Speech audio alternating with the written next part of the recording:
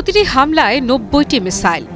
এটাই কি হতে যাচ্ছে ইরানের নতুন যুদ্ধ কৌশল? ইসরায়েল থেকে কিন্তু ভেসে আসছে তেমন তথ্যই।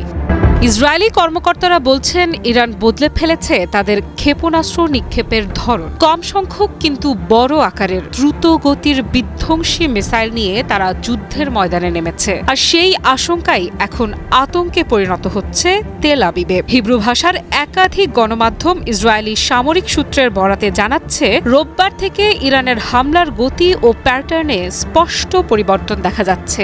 আগে যেখানে ছোট ছোট দফায় আঘাত আসতো, এখন সেখানে এক একটি ঢেউ যেন আরো ভারী, আরো ঘন, আরো দ্রুত।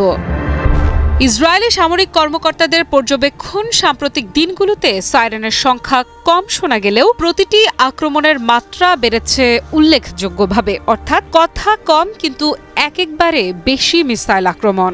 বর্তমানে ইরান প্রতি দফায় ২০ থেকে ৩০টি মিসাইল ছুটছে বলে নিশ্চিত করেছে ইসরায়েলি সামরিক সূত্র। আগের তুলনায় এটি বড় পরিবর্তন, কারণ আগে আঘাতগুলো ছিল সীমিত এবং বিচ্ছিন্ন, এখন তা একসঙ্গে ভারী স্যালভো আকারে। কিন্তু এখানেই শেষ নয়, ইসরায়েলি মূল্যায়নে উঠে এসেছে আরও বড় আশঙ্কা। ইরান প্রস্তুতি নিচ্ছে এক একটি হামলায় একেবারে ৮০ থেকে ৯০টি মিসাইল ছোড়ার, অর্থাৎ আকাশ ভর্তি আগুনের ঝড়, যা সামলানো ইসরায়েলের পক্ষে প্রায় অসম্ভব হবে। একজন ইসরায়েলি কর্মকর্তা সতর্ক করে বলেছেন, আমাদের সামনে কঠিন দিন আসছে। তিনি নাগরিকদের সতর্ক থাকতে এবং দায়িত্বশীল আচরণের আহ্বান জানিয়েছেন। এই পরিবর্তনের মানে কি? বিশ্লেষকেরা বলছেন, এটি কেবল সংখ্যার খেলা নয়, এটি প্রতিরক্ষা ভেদ করার কৌশল। ইসরায়েলের আকাশ প্রতিরক্ষা ব্যবস্থা একসঙ্গে যত বেশি লক্ষ্যবস্তু সামলাতে বাধ্য হবে, ততই বাড়বে ফাঁক তৈরি হওয়ার সম্ভাবনা। বড় সালভো মানে প্রতিরক্ষা ব্যবস্থাকে চাপের মুখে ফেলা। আরও একটি বড় উদ্বেগ ইসরায়েলের জন্য, এই আক্রমণে কি নতুন ফ্রন্ট খুলতে যাচ্ছে? ইসরায়েলি প্রতিবেদনে ইঙ্গিত করা হয়েছে, ইয়েমেন ভিত্তিক শক্তিগুলোও এই আক্রমণে যোগ দিতে পারে। যদি তা হয়, তবে ইসরায়েলকে একাধিক দিক থেকে সমন্বিত হামলার মুখে পড়তে হতে পারে। উত্তর থেকে এক ঢেউ, দক্ষিণ থেকে আরেক ঢেউ, আর আকাশ জুড়ে ড্রোন ও ব্যালিস্টিক মিসাইলের বহর। এমন পরিস্থিতিতে প্রতিরক্ষা কতক্ষণ টিকবে?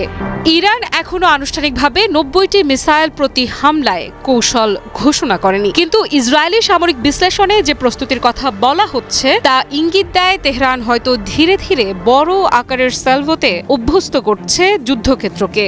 যদি সত্যি একসঙ্গে ৯০টি মিসাইল ছোড়া হয়, তাহলে ইসরায়েলের কি সেই চাপ সহ্য করার সক্ষমতা আছে? ইসরায়েলি কর্মকর্তারা আশঙ্কা করছেন, এটি হয়তো আরও বড় ও সমন্বিত অভিযানের পূর্বাভাস। দ্রুত লঞ্চ সিকোয়েন্স মানে কম সময়ের মধ্যে বেশি মিসাইল আকাশে ছোড়া। প্রতিরক্ষা ব্যবস্থা সাড়া দেওয়ার আগেই আঘাত। আরেকটি গুরুত্বপূর্ণ দিক হচ্ছে সময়ের ব্যবধান কমিয়ে আনা। আগের মতো ঘন্টার পর ঘন্টা বিরতি নয়, বরং স্বল্প সময়ের মধ্যে একের পর এক ঢেউ। এই পরিবর্তন ইঙ্গিত করছে ইরান কেবল প্রতিশোধে মত্ত নয়, বরং সুকৌশলে কৌশলগত চাপ তৈরি করছে। তাহলে কি সামনে আসছে পূর্ণ মাত্রার ক্ষেপণাস্ত্র যুদ্ধ, যে আক্রমণে উড়ে যাবে দখলদার শত্রুদের আস্তানা?